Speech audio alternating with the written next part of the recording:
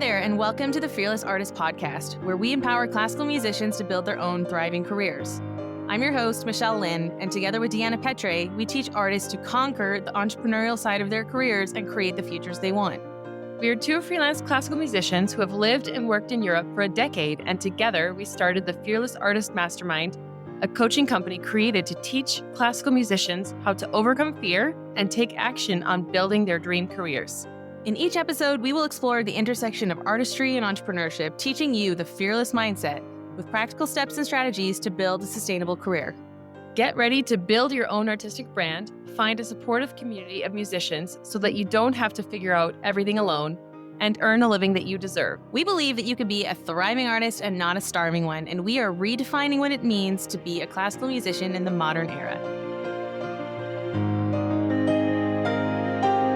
Hey everybody, welcome back to the Fearless Artist Podcast. I'm your host, Michelle Lynn, and today I am very happy to have my brand new friend. Actually, we've been friends before, but you're now my in-person, real-life friend, Gennady.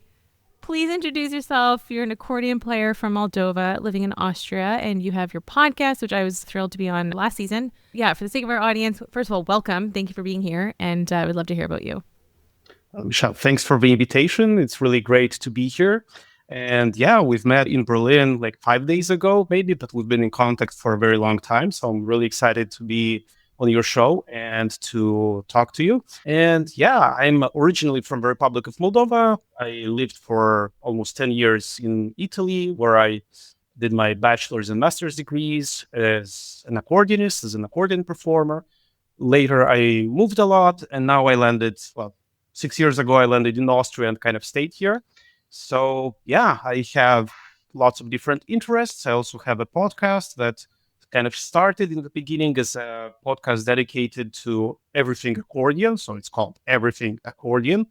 But at some point I felt that my other interests were kind of coming out. So I decided to also do a Career Friday series where I talk to musicians, where I talk to you. And you were a guest on that series about the different aspects of self-management and the career of a musician. I also have a blog where I tackle different topics about marketing, finances, career, and so on and so on. So yeah, really excited to be here and to talk to you. Yeah, me too. Thank you for sharing all that. I think I was on your podcast like over 2 years ago because you reached out and we didn't have our podcast yet. That's why I didn't invite you onto mine.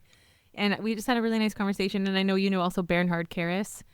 Did you do the Be Your Own Manager program with him? Anything with him? Yeah, actually, my journey started in 2020 or 2021, I think, but I enrolled in the online course of Be Your Own Manager. And there it started kind of all opening up because up until that point, like I believe 99% of musicians was kind of roaming through the fog, through the darkness, trying to feel my way through as a musician. And then thanks to that course, the fog started lifting up and I started seeing more clearly. So I kind of started documenting this journey. But Bernhard has been a real inspiration. And yeah, ever since I'm really interested in this topic. Which of his courses did you do? Well, I did the base course. I think it was like 12 webinars. And then I did intensive sales course. So everybody listening, Bernhard Karras, he has the Be Your Own Manager and cannot highly recommend him enough. I'm currently doing his coaching program. Actually, I'm flying to Vienna in 3 days to go finish the second course that I've done with him for coaching. I'm working towards getting credits with the International Coaching Federation, and he's offering this. I saw it come through in the newsletter. Actually, this is why you need to read newsletters, people, because I just saw he was like, yeah, I'm offering this coaching course, the Vienna coaching course, and you can get credits. And becoming an ICF coach was something that I've thought about for a long time. And I was like, what? Bernhard's doing this? And so I've been to Vienna now twice in person. The rest of it has been online. And I've learned so much about being a coach, the ethics behind it, the ideas behind it, what the International Federation is looking for. Bernhard is fantastic. I'm going to get him to come on the podcast. He's promised me he'll come. But for everybody listening, please check out his courses. He's got sales courses, marketing stuff. He's the former CEO of the Vienna Opera. He went into Silicon Valley. He's a former baritone as well. And he's just an amazing person. We love Bernhard. So I think that's how you and I also connected, Gennady, because I knew when you had invited me onto your podcast, I had heard your episode with Bernhard. So yeah, that's really cool. And then we had the awesome chance to meet this week in Berlin. I didn't know that you were coming to Classical Next. For everybody listening, we went to the Classical Next conference, which is one of the largest classical music conferences in the world. Yep. And I was just minding my own business, walking along, and then Gennadi's like, Michelle. I'm like, oh my gosh, this is so crazy. Because I don't know did you know that I was coming in advance? Well, I am listening to your podcast, and I think on Oh, one of the episodes you mentioned something about going to Berlin. I was like, Berlin next week. thank What's happening you. in Berlin? I was like, okay, yeah. So I was confident that we will meet. So I kind of That's cheated there a little amazing. bit. Okay, cool. No, I was just glad that I recognized you. I think the fear is always like because I'm on stories so much. People who don't use stories like that, they'll obviously recognize me immediately, and then I'm like, I don't know who you are, but I want to be really polite. But with you, I knew obviously immediately. It was so great to connect with you, and then we ended up hanging out like most of at least every day. I saw you for a chunk of time. So I wanted to have you on immediately because I need someone to debrief with. I mean, for me, the conference was amazing, but it was like a lot. And so I'd love to hear your thoughts, your experiences. First of all, if you maybe want to share, as a freelancer, you decided to invest and go into this. And I think you paid like 250 or something like that, plus your travel and accommodations and all that stuff. So just to get in the right mindset of like, can you explain to everybody what you knew? Like, okay, this is an opportunity that I need to be there. Look, I am in this lucky position and privileged position towards which I worked to be able to afford certain investments in my career and a certain type of strategic actions. So I knew about this Classical Next conferences since I think 2022 or something. But for Okay. some reason, I saw that all of the guests were managers of major labels, managers of Exactly. orchestras, CEOs of venues, like big organizations. And somehow I thought that maybe it wasn't for me. But then at one point I decided, well, you know what? I think we talked about this on my episode, on my podcast when you were a guest. But I decided like I would start investing into myself and into my career a certain amount, or I would attend certain conferences and seminars per year. So this year I'm planning on attending two. One I Cool. already attended, and yeah, so I decided to give it a shot and see what happens. Also, because increasingly, I believe more and more that the network, our network, is actually uh, one of the most important things. I have heard on a different podcast from a businessman. It sounds kind of cheesy, but it's kind of true. Your network is your net Net worth. worth. Yes. So I've heard it when too. you know people, when you get to know people, people get to know you. And it's always easier to accept something from a person that you know, or it's easier to kind of talk to or connect or even create something together with someone who you know and hopefully trust as well. So, Yeah, that's awesome. I know there were 1,500 people. I mean, luckily, I had a friend send me the application to go speak at the conference. He's like, "I'm sure you know about this, but just so you know, they're doing open calls for speaking applications." And I was like, "I've never heard of this." So that was really lucky that he sent it to me and threw in an application, and I got to speak on artist branding. But I feel like I missed a lot of the conference because there was so much happening. I mean, what you're describing is it's kind of like a trade show. So there are booths set mhm. up in a huge event center, and then there are cinemas. There are like 5 or 6 cinemas, and in each movie theater, there's a presentation going on basically simultaneously. So there was stuff a lot about AI, a lot about funding cuts. There was a lot about diversity, inclusivity. That was basically the keynote speeches around that as well. How was it for you? What did you pick up? What did you glean? And then, of course, every evening there were like performances. I mean, it was a lot. It was amazing. But yeah, it was just like, this is why I need you. I need to debrief and process like what did we just experience? Sure. No, I mean, congratulations. I'm sorry I missed your talk, but that's great that you kind of jumped into this and went. I don't know if it's out of your comfort zone because you're still teaching and you're also organizing webinars. So you are kind of in your comfort zone, but of course, it's a different feeling when you're at this huge event, right? Do you know, like the So, most exciting thing yeah. for me was I had this clicker because they like, Hmm. I was supposed to be at a round table with 8 people. And then the second day there was so much interest. Also, I was kind of just inviting people. I was like, oh, you should come to my session. And so then I was like, can I actually get a bigger space for this thing? And they're like, oh, we had a cancellation in the cinema. You can go into one of the movie theaters. I'm like, this is a dream. So then they put my slides on the movie screen and I had this clicker. I felt like I was doing a TED talk. It was super cool. So yeah, thanks for Nice. pointing that out. I was loving it. Yeah, no, great. Well, in terms of things happening a lot. I remember I experienced something similar when I went to the Darmstadt Ferienkurse for new music, the famous courses of contemporary music. At that time, the courses were, I think it was 2016, the courses were almost 3 weeks long. And I remember after 8 days, 9 days, it was a Sunday, I really couldn't take it anymore. So I was like, okay, I don't want to see anyone. I don't want to hear anyone. It's just like really. And after that experience, yeah, because there were so many things happening all at once. But here I saw everything and everything clashing, a lot of interesting conversations, conferences. And I just said, well, you know what?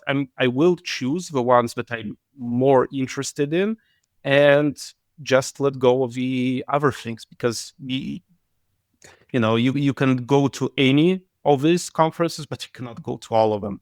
And also, a very cool thing happened because I met and got to know some new people, some new musicians, and actually we kind of had this thing that we would meet after maybe a couple of hours and would go, oh, which conference did you go? Okay, oh, I went to this conference. Was it interesting? Yeah, they talked about this and this and this. Where did you go? So we kind of 3 or 4 people who we basically went to all of the conferences and just got sort of a summary or the main points of different conferences. But yeah, if I were to think, okay, I need to go here, I need to go there and run around, I would just feel really overwhelmed and yeah, not enjoy the experience as much. So That sounds like a really that's good strategy. You to like kind of divide and conquer. Like, okay, you go here and I go there. I know I had a friend come with me as well. Actually, Aida, she was my former assistant for the Fearless Artist, and she was, first of all, she's like, okay, I'll be your content creator all week. So she was filming as I was presenting and stuff. But then we did split a couple times, and she went to a different talk. Or, you just get stuck up by the booth, going to visit each booth and seeing where people from. I connected with a ton of Canadians. Actually, I did a summer program when I was, I think, 16 years old in New Brunswick. And the artistic director of that festival was at Classical Next. And so I was like, oh my gosh, this is crazy. It's been like, I don't know, 15, 20 years. They gave me a Canada pin. I was so excited. oh, that's where that was from. Okay. Yes, meeting Canadians in Berlin. They were all there, and just going from booth to booth to try and get connected. I think it sounds like you had a good strategy. My strategy was to line up podcast guests. So I didn't really aim for a number, but I think I have 8 people who are going to come on the podcast from the conference. Nice. And then another thing was to have as many people come to the mentoring session and to give them all 2 things, and you have one of them. Everybody was getting a one-on-one, and everybody else got yes. Okay, if you're I'm a not proud watching this owner on of a YouTube, tote bag. We're thriving artists, not starving artists. It's we're actually, the thriving design is very artists. nice. Thank you Thanks. so much. I'm really proud of these tote bags. If you're not watching this on YouTube, then Gennady just held out a really beautiful tote bag. That's our merch. You can get your own on our website or join our mastermind, and then you get a free one. Yeah, those were my 2 goals. So I have 8 new podcast guests, and a bunch of people got tote bags, and they were actually excited about them. So that was a win for me. Okay, so what are some of the talks that you heard in these 3 days that stuck out to you? What were some of the ideas that were being shared that you were like, yeah, this is cool? Well, first of all, I noticed that, of course, it's the topic of diversity and inclusion is very big, and also AI. I heard more conferences and also assisted at different presentations of different new platforms and applications of AI, which I found very exciting, and I'm really looking forward to seeing what's happening there. And I also will contact and invite them on the podcast to discuss a bit Yeah. more and Okay. kind of to talk about these applications. Okay. I'm gonna So be tuning yeah, into that. So wait. Which side yeah. of AI are you on then? You're like you're for it. You're with it. I hear a lot of pushback. Like there are people who are saying like it's bad for the environment, or like what about ethics, or is it lazy to use, or there's a lot of people with concerns. Also, it makes mistakes. I mean, one after I went to that presentation is the same one as you did, and it was basically 5 German tech founders talking about their startups and how they're using AI to, first of all, like analyze customer data, concert goer data, and they can pull up information like right now. If you can tell me the top 5 highest sold concerts from last season.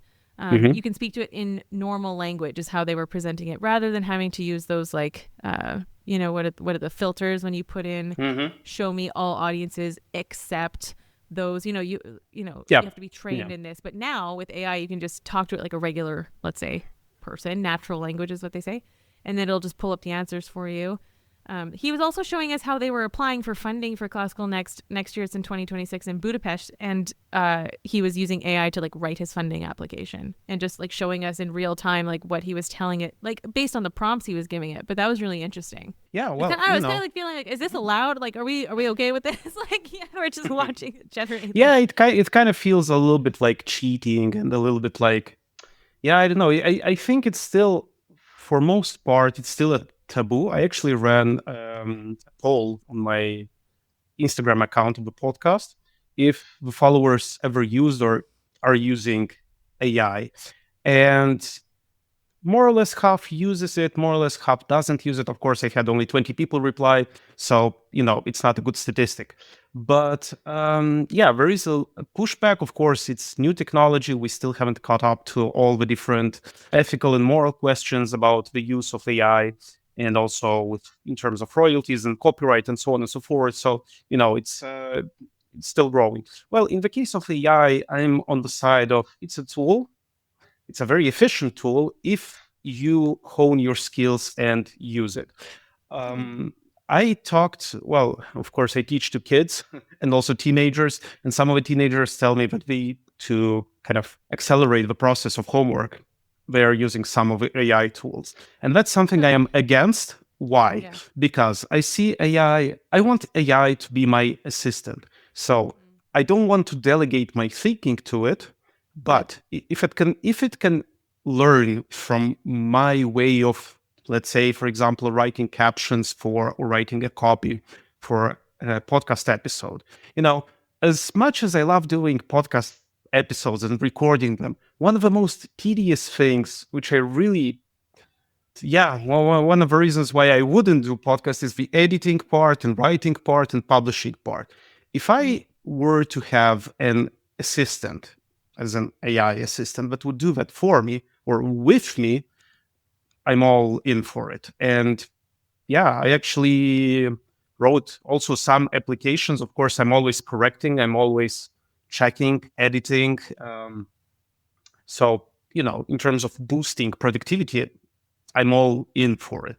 In terms of other issues, no, I mean it's a really gray area because the technology is still so new and it's developing right now. So yeah, but I feel that using it can, not that it can give you an advantage, but using a new technology is useful in many ways. And I mean, just use it as a tool, just like our smartphone or social media. If the social media drags you in and takes over your entire social life, maybe there's something to be done about that. Same goes for AI. If AI takes over all your thinking, maybe you should consider your AI use. So yeah. I appreciated that they were quite open. They were also very excited in that presentation, showing the possibilities for going forward. And yeah, I think they handled the pushbacks quite well. I agree with you. I think using it as an assistant, because either I pay my assistant to write my podcast newsletters that go out every week, or she uses you train the GPT about how we would word things, and then we check it. We're still the ones putting it out, the ideas. I mean, we're still the ones having the conversation. But yeah, it's interesting. And their biggest thing was, 20 years ago, people were arguing about if you need a website. And then 10 years ago, people are arguing about if you need Instagram. I mean, even still now, some musicians are like, oh, should I use Instagram for professional uses? If you're listening to this and you're not using Instagram professionally as a musician, please start, first of all. And second of all, DM me because I will help you. But yeah, so they were like, you can decide right now how you want to view AI. Like, it's the same thing, just the next step. Yeah, I mean, there's a really great podcast done by Tristan Harris. I think his name is Tristan Harris. Well, Tristan, who he did the movie for Netflix, Social Dilemma.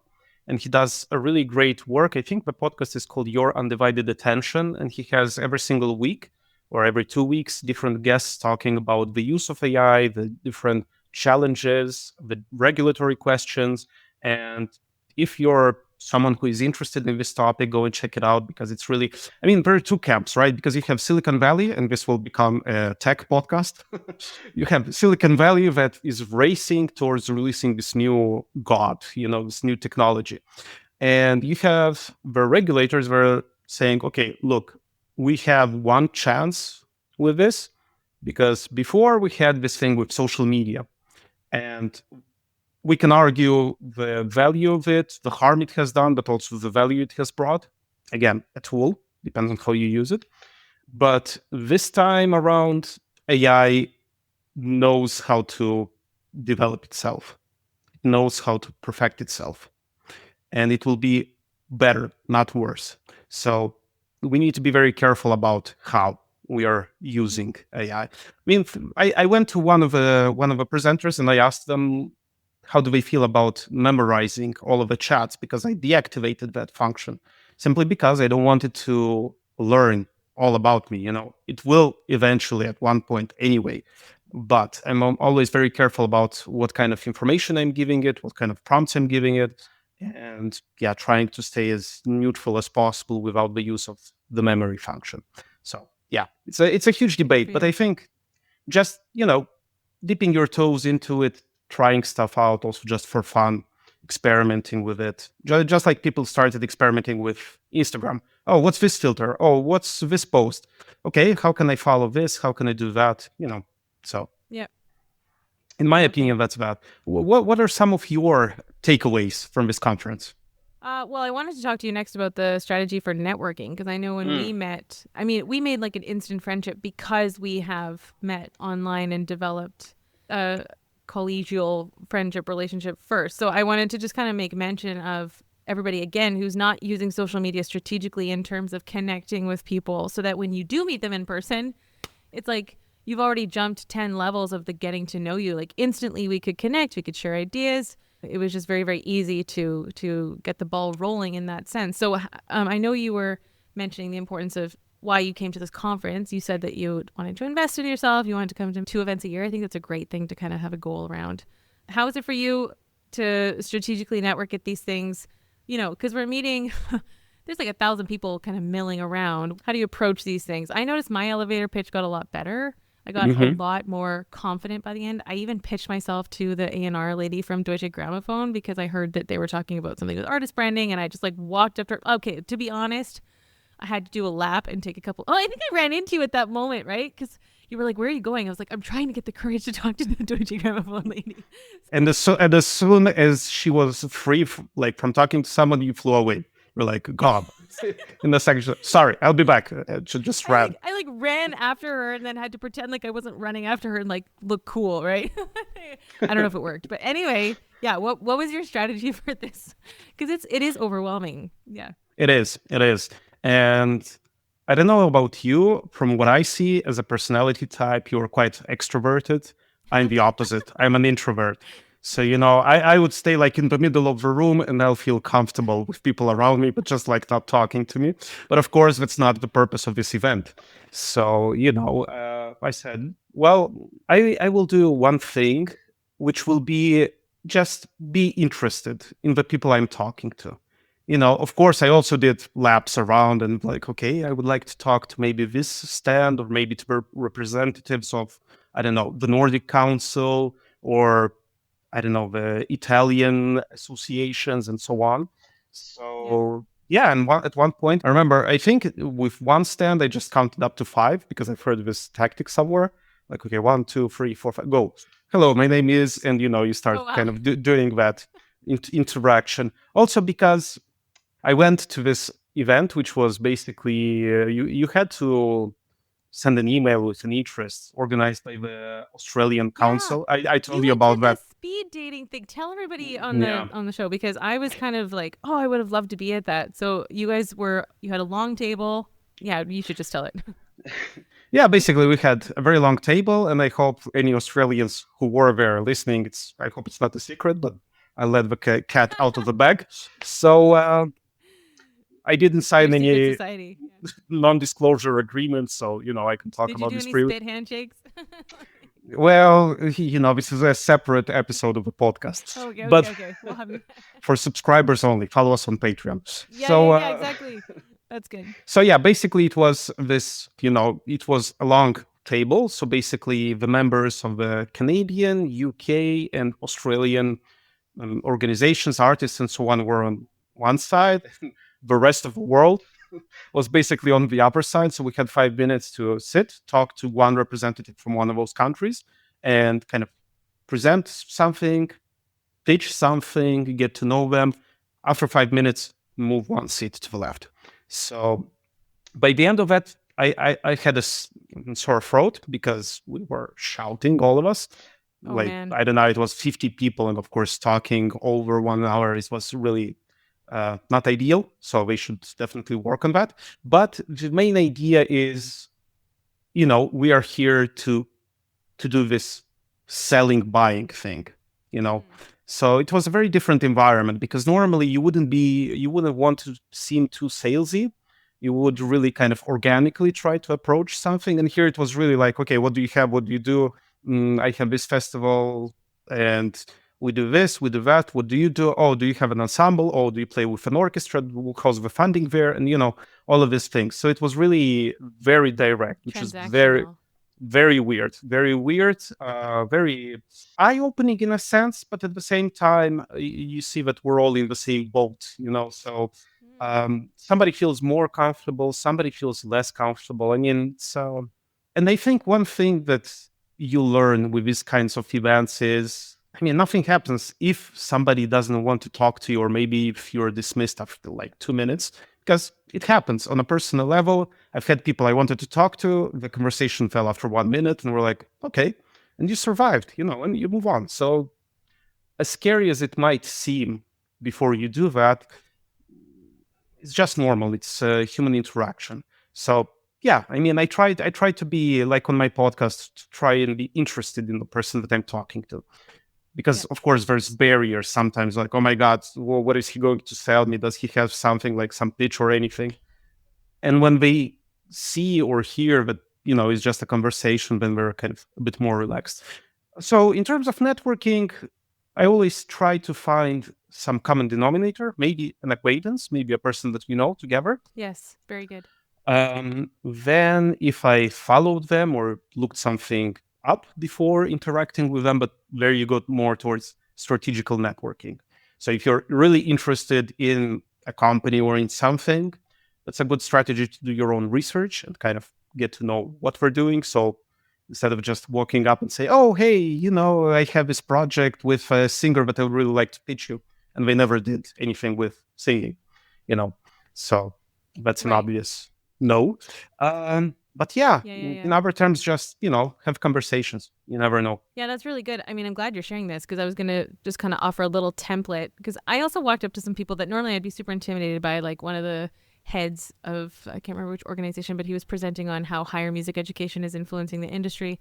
And he was leading the talk of, 250 people in the audience. I thought he did an excellent job. So of course, I walk up, and at the beginning, I was saying that I was from Codarts, Rotterdam, because I thought maybe that would give some more authority. Like I'm on faculty at a university, but then I was like, wait, that's not why I'm here. Like I'm here to bring the fearless artist and its message. So I just started like practicing, like Michelle Lynn, the fearless artist, and so one thing, what you're saying is, first of all, be interested in the other person. Yes, get your name rolling off, like your name, your company, so that people hear it over and over. You want that branding.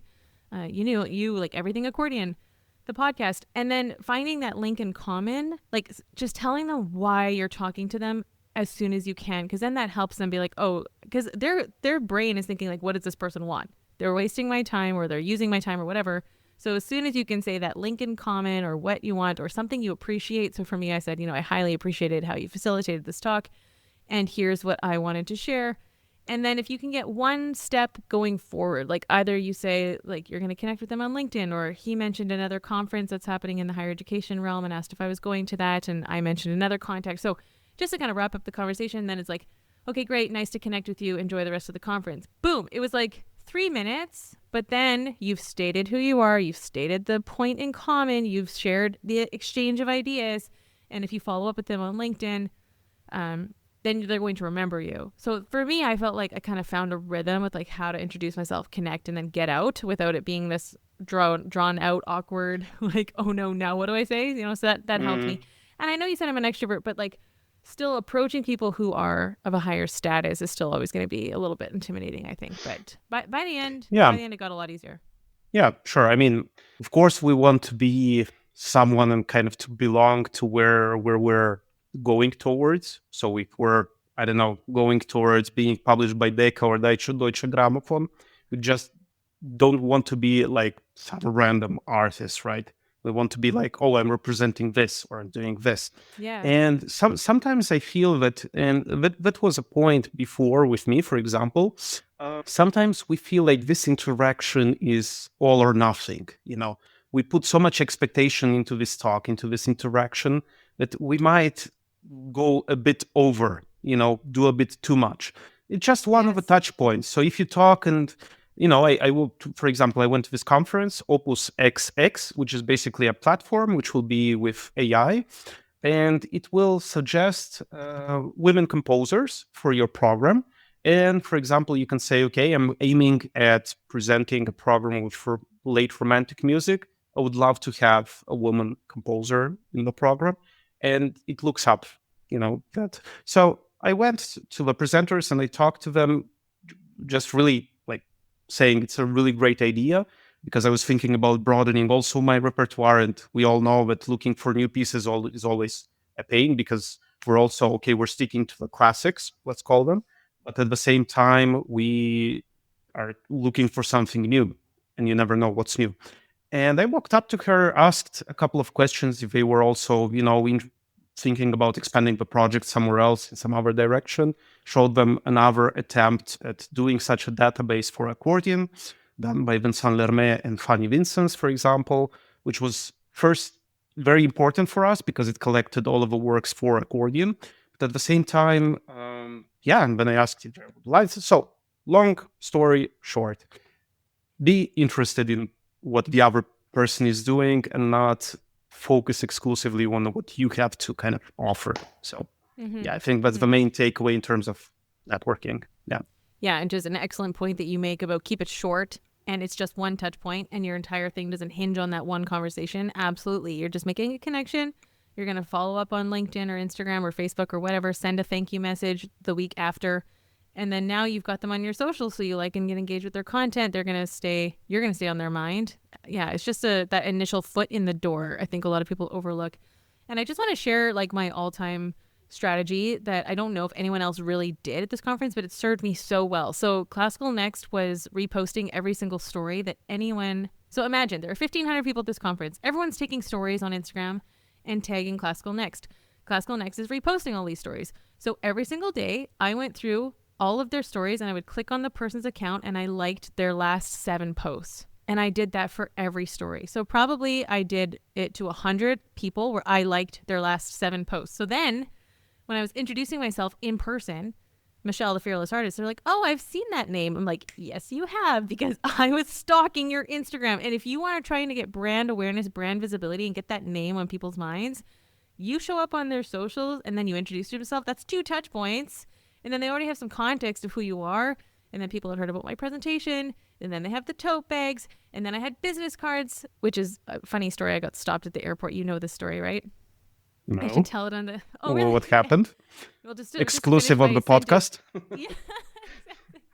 But the point is, I was so proud of myself for using Instagram strategically to get the brand out there. So for anyone listening, like if you can give value through the socials during a conference, this is actually super smart because then people are going to have that name come to them multiple times.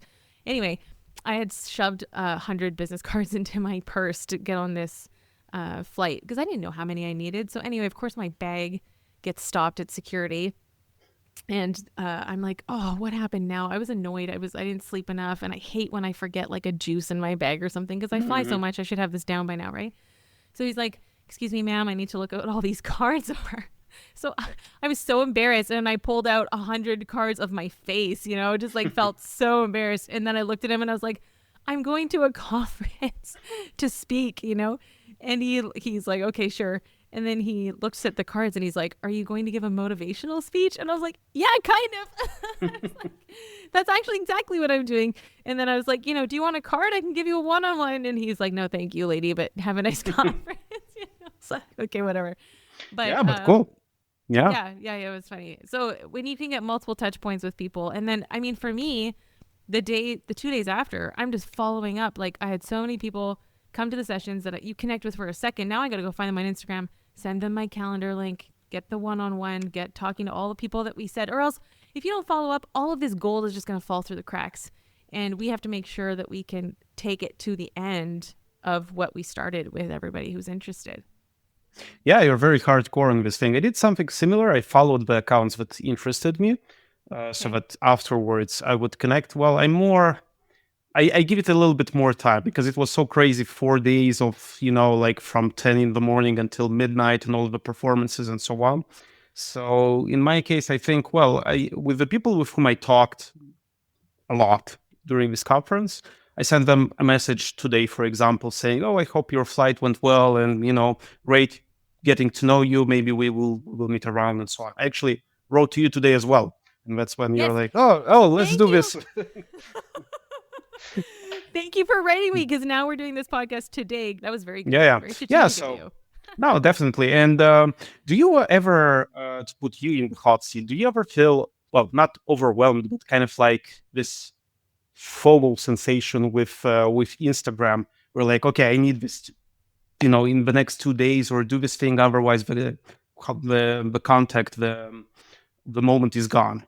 Like, do you have that, and how do you cope with that? That's interesting. I mean, I FOMO all the time. like at this conference, I had FOMO because what you're saying, these simultaneous sessions, and like you can only choose one, and then also there's 100 people or 1,000 people you want to try and talk to. Okay, so my strategy for this I learned from the tech bros. Okay, so all the tech bros had a giant QR code on their slides. So anyone sitting in the movie theater could hold their phone up and they scan the screen, and then boom, they're on the mailing list. That is the smartest thing ever. I didn't know my slides were going to be on the movie screen when I prepared for this conference. So I just had to DM me the word golden on Instagram, and we'll send you our free PDF. And that's how we build our mailing list. But I think I had like 5 people DM me golden out of like 45. So that didn't really work. So I was like, okay, next time I'm going to get that QR code on the screen. Then I tried to jot down on the train home all the names of the people I remembered who were in my sessions, because I did have a lot of great conversations with people where I was like visually, mentally remembering the room, like because I tried to talk to every single person, and then at least send them like the, "Hey, thanks so much for coming to my session" message. And I think I've still missed quite a few. And then now I'm at the point where like I've offered them all like their free one-on-one. Some people have booked in, some people haven't. So there's like a lot of juggling with that. So I don't know, in terms of FOMO, it's kind of just like, I know that the people who need our message will come because like we can serve them. And I also know that we're not for everyone. So like, I'm just letting that go as well. But you just don't want to lose all the work that you put in, especially when like TFA, we've been going for 5 years. So to have the potential opportunity to meet so many people quickly and to scale, like that's what we've been really working on. And we've got like systems in place. I have a staff now. We've been working so hard to be ready to make major impact. I mean, I'm doing this podcast every week to make impact. So I've been working with my business coach a lot. Like, you got to make sure that your system is ready for the people to come in, or else if people come in and your back end is messy, like you're not organized, or you're losing names, or you can't keep track of things, or finances. Like right now, Deanna's on mat leave, so there's a lot more on my plate, which I think I'm handling in a pretty good way. But like, still, I'm like, I'm writing a lot of things down, and I'm sure I've dropped a few balls. But yeah. I would say that's just, I'm trying to catch everything, but also letting go and knowing, like, sometimes, for example, like I met this wonderful woman from Paris and we had a great conversation, and she wants to get in some coaching with me. And then I went to DM her, and I saw that we had DM'd her in 2022, and then nothing had happened from that conversation. So I understand that like some of these things are really long term, and just because someone says no now, and this is so good for anyone also pitching concert promoters, just because they say now for 2020, 24, 25 season doesn't mean that you won't get booked by them in 2 years, because they remember you. They remember your project. They know that you're a great artist. There just wasn't room for you this season, or funding, or insert whatever reason. It wasn't personal. So this is so important why we play this long game and keep putting in the work and keep showing up and being consistent and showing our faces at these conferences. I mean, I really like your goal of like 2 events a year. I think that's really smart. Well, I started with 2 also, for, let's call them, for tax reasons. Why not invest into my own career and then just make it as a tax deductible in the end? So quite selfishly, it's better that this money serves me than the tax offices of the different countries where I work. But yeah, on the point, well, for all of your listeners who hear you talking about these things, don't get scared or overwhelmed because you hear Michelle juggling all of these thousands of balls in the air at the same time while doing a lot of many things. Start small. It's not like for Michelle, it came overnight, right? Like you worked towards that, you learned, and you upgraded your systems and your kind of your strategies as well. So one very smart thing that you mentioned, and I think that's really noteworthy, is, for example, the business cards, right? When you get them, try to get a chance of, I don't know, 5 minutes after the interaction or in the evening, at night, write something on the business card. Or even Yes. better, scan it and write a note somewhere. We talked about this or we talked about that. Because the next day, I'm pretty sure more than half of the information is already gone, you know? So if you manage to write something there, like for example, I talk to many people and I use HubSpot, for example, for my database, which is Okay. amazing. And there I can also include the different notes or also put a reminder. Oh, we said we will call each other on the 20th. Remind me to call this person on the 20th. And then I write in the notes what we should be talking about. So yeah, and just building this relationship, building this follow up. It's not. Uh, there was an Italian guy who asked me, "Oh, but may I ask you, do you continue to write to people after they said no, or maybe after they didn't reply?" I'm like, "Sure, as long as they don't tell me, as long as it's not every day, and as long as it's not aggressive and kind of wanting something from them, and they don't tell me stop, I will continue this conversation and Yeah. be like, oh, I saw that you're doing this. Amazing. I actually met this person there and we were thinking about this or whatever, but just keep this conversation and this relationship going. Otherwise, of course, it's like if we hear each other in April 2025 and then you say, oh, I'm sorry, there was no space or whatever. And then I contact you again in February 2026 telling you, "Oh, I have this concert proposal." I mean, put yourself in their shoes. How would you feel if a person doesn't contact you for any other reason except for pitching you their project? I Mm-hmm. mean, Well, it happens to me a lot yeah. as a concert artistic director. Yes.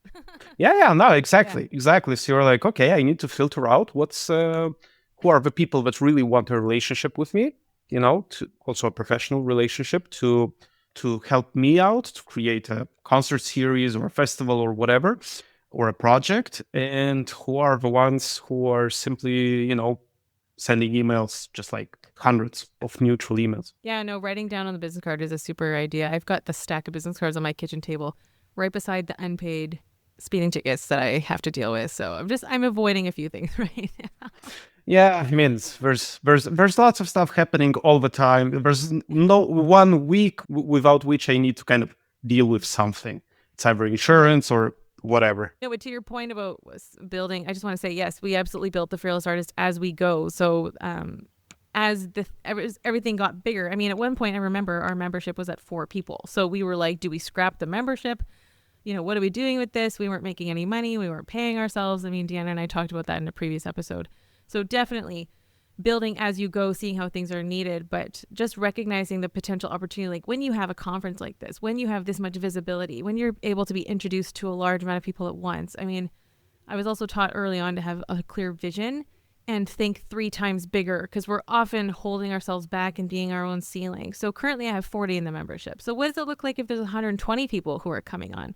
Okay, then I'm going to need more calls. Then I'm going to do monthly trainings. Then I'm going to make sure that I've got facilitators in the community besides me helping out. So I've got these plans of like how to sustainably grow.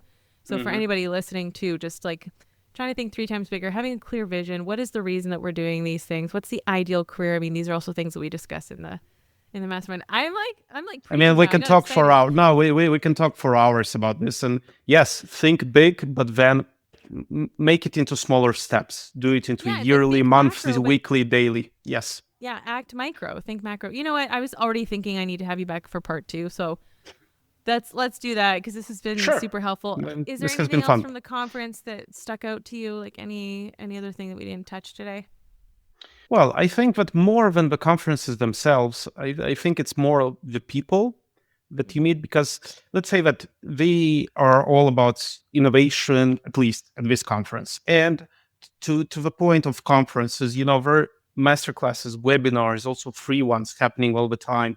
So if your budget doesn't allow you at the moment to do that, look in your area, because there might be some meeting somewhere, or some, I don't know, evening of networking, and just, or if you know a local bar where musicians or like students or whatever go there, just, Yeah. go maybe with a friend if you feel intimidated in the beginning, and Yeah. just try to visit these places, because being there, it's already being inside on that radar.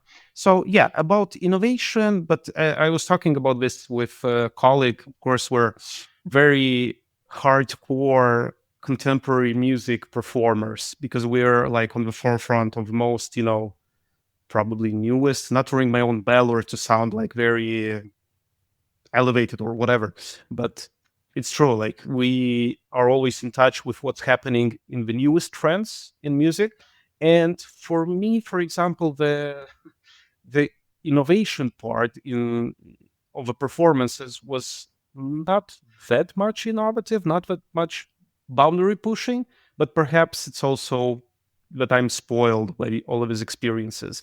Because of course, if we talk about innovation and somebody presents a piece by Philip Glass with a recorded poem, or a transcription of Arvo Pärt's, which I love his music, but a transcription of Arvo Pärt's Chartres from violin and piano, just on piano solo. I mean, maybe for the mainstream classical world, that's a step forward. For me, it's maybe an inch forward, but you know, that's me. I don't want to be too critical about that. All in all, I think it's more about the people. I've also had some other cool experiences, which I will talk about. Did you try the VR Philharmonic No, I missed experience, that, but I saw that was pretty cool. Michelle? Were you in there? Yes. Oh no, no! Don't make me feel bad about that. I No, but that's one of those experiences that was worth it, because it's like really. I would build a room. I would invest 3,000 euros just to have that room, that system there, and to experience being on Just stage with explain the what it is musicians. for And well, you were. basically, you're being seated inside. You're circled by this loudspeakers, very high quality, and you put on a VR headset. And when the experience starts, basically you're sitting and you start seeing the conductor in front of you. Then you turn around, you look all over the place, and you see 360 the hall as you would be sitting inside the orchestra. Then at one point, we were flying, because it was like Finland or whatever. So images from flakes from Finland, nature. Then it turned back to, I was sitting next to the percussionist. So, I mean, in 2020, 21, when everyone was doing online concerts, I was thinking about this a lot, because online concerts or online experiences in music, I think, make only sense when the analog, so the live performance, cannot deliver that. So VR, being on stage with the musicians, and also all of this super high quality sound coming at you, that's a product that I think has a why, and that's a product that makes sense, because it will not that it substitutes, but it goes parallel, to the live performances, because live performances or online concerts, as much as I love online concerts, my preference goes to live events always. But in this case, for example, I would imagine, yeah, having such a system at my home, and just instead of, watching a YouTube video of a symphony, feeling myself inside the orchestra and just looking around, and yeah. Wow, that's cool. I mean, I hope that they have that again next year if I go back. Are you planning to go back to next year? I'm still not sure. I need Okay. to see the schedule, but yeah, no, it was very interesting, but I still need to think about that. Yeah, yeah, yeah. It's in Budapest, so I've never been to Budapest. So I mean, It's a yeah, very nice city, so depending on the dates and what's happening, I would definitely be. just go, because Budapest is worth it. So Yeah. yeah, Okay. yeah, Great. I'll get the dates in absolutely. my diary. I already told my assistant Puck that I want her to come with me. So cool. Gennady, thank you so much. How can people find you, follow you, your podcast, Everything Accordion? Definitely go tune into that, and on Instagram. Yeah, well, Michelle, thanks a lot again for the invitation. It has been fun talking to you, and I feel that we can talk also for hours about different topics. We're we're on the same wavelengths in terms Yes, we are. of strategy Totally. and marketing and networking and so on. So you can find me on my website, GennadiRotari.com. I know it's not very easy, my name, but Michelle will link this in the description. And you can find my Instagram accounts, Gennady Rotari, accordionist, and also separately Everything Accordion podcast. So yeah, you can find my music on all the streaming platforms, the podcast, the blog on my website. You can read, you have also some educational materials, some spreadsheets to help you with your budgeting and taxes, free for download. So yeah, and reach out Wow. if you have any questions. And I also offer a free coffee bookable on my website. So if you want to talk about anything, just book a session. That's awesome. Okay, I'm definitely going to go check out your blog. I mean, you're already seeing setting goals in 2025, what worked last year, and future improvements. I love it. Thank you so much. This has been great. Looking forward to chatting and hopefully seeing you again in the future. And yeah, thanks for your conversation today.